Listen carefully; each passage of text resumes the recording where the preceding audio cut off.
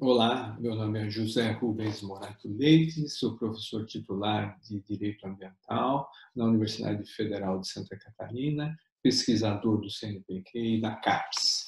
Eu hoje pretendo falar resumidamente sobre o tema da ecologização do direito, metamorfose e rupturas necessárias. Bom, o meu tema inicia com a fala a respeito da crise ecológica. E vou falar da crise ecológica falando de alguns elementos dessa dimensão da crise ecológica. Primeiro, que vivemos numa era do antropoceno, sendo o ser humano um dos principais causadores dos problemas climáticos. E também exacerbando os limites do planeta, com problemas relacionados à perda de biodiversidade, à acidificação dos oceanos e também contaminação por poluição atmosférica difusa. Esses são alguns exemplos do modelo da sociedade que acaba constatando uma era em que o principal causador dos problemas ecológicos é o próprio ser humano. Né? Bom, com essa era do antropoceno, nós podemos também descrever que nós vivemos numa sociedade de consumo em que a utilização dos recursos naturais ultrapassam o limite da sua utilização. Né? E nós sabemos que os recursos naturais são finitos. Tá? Então, existe um desequilíbrio ecológico nesse modelo da sociedade de consumo, de hiperconsumo. E, paralelamente, nós temos muita gente vivendo em estado de vulnerabilidade. São os contrastes da sociedade de consumo. Mas, para explicar um pouco mais os elementos da crise ambiental, eu poderia dizer que o modelo econômico, que é o PIB, Produto Interno Bruto, ele acaba exacerbando essa harmonia com a natureza, porque nós podemos utilizar de maneira exacerbada atingindo os limites dos recursos naturais, né? E a perda enorme de biodiversidade e trazendo um modelo predatório. Né? E também podemos dizer que o aumento populacional, a demografia, acaba também trazendo uma certa complexidade para a sociedade, que tem que produzir alimento para todas essas pessoas. E isso também esbarra no problema de viver em harmonia com a natureza, trazendo consequências complexas em relação à utilização da natureza, né, como nossa casa comum. E os riscos hoje são cada vez mais complexos. São riscos invisíveis, muitas vezes, imperceptíveis pela sociedade, mas quando nos damos conta, estamos dentro de um risco hipercomplexo. Ao mesmo tempo, podemos dizer que nessa era de pandemia que vivemos na atualidade, em isolamento e com a mortandade de muitas pessoas, nós podemos dizer que esse vírus, que o Covid-19, tem uma vinculação, um nexo de causalidade com a zoonose, tal qual foi com o Ebola, com a SARS, a Covid-19, é uma transmissão do vírus através da exacerbação da utilização da natureza que acaba chegando ao ser humano.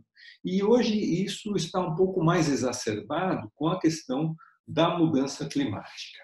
Bom, dito isso, eu vou falar um pouco agora como que nós podemos fazer a ecologização do direito. Bom, nós precisamos fazer uma metamorfose.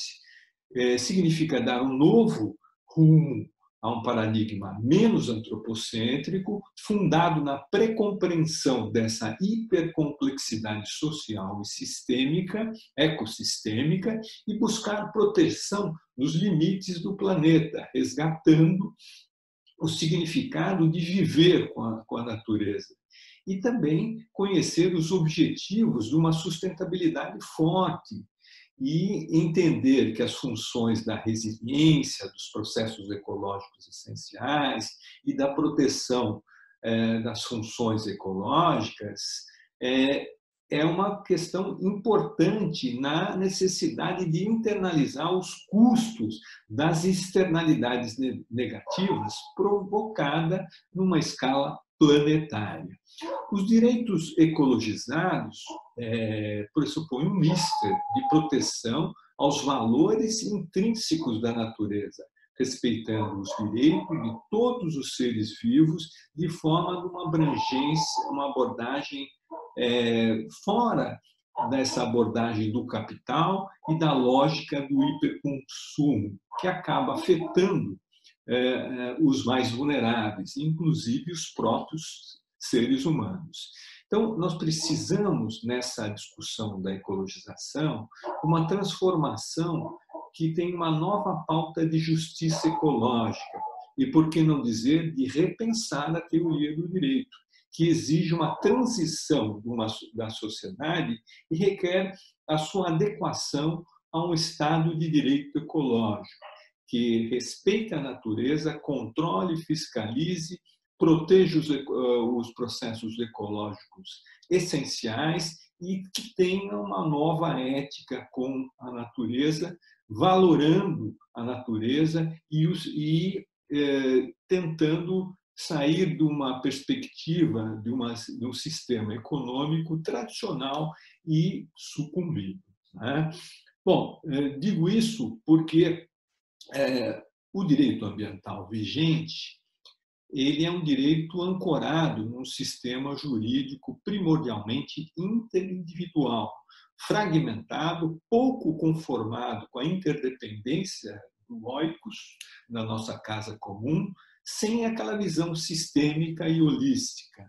A norma ambiental vigente ela tem ainda uma ineficácia e ineficiência, porque ela objetiva controlar os litígios de gestão de juridicidade do dano já consumado, ou na iminência de degradação, e dentro de um padrão societário que tolera e aceita socialmente o dano, considerando apenas os valores antropocêntricos e econômicos da apropriação da natureza com uma base civilista e desrespeitando os valores ecológicos.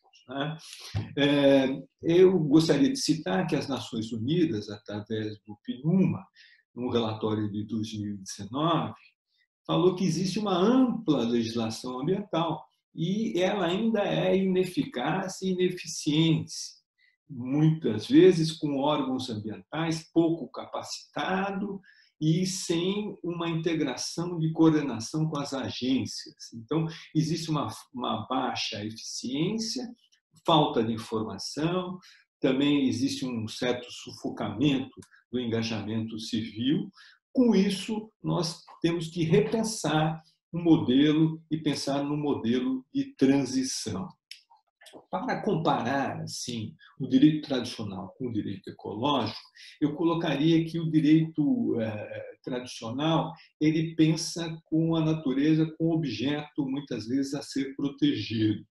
E nós, quando falamos da ecologização do direito, falamos da natureza como casa, como respeito aos seus limites tradicionais. A visão do direito tradicional é antropocêntrica e nós precisamos mudá-la para transformá-la numa justiça em relação à natureza e aos direitos ecológicos, saindo da natureza como recurso, pensando num direito ecologizado com novos sujeitos de direito. Né?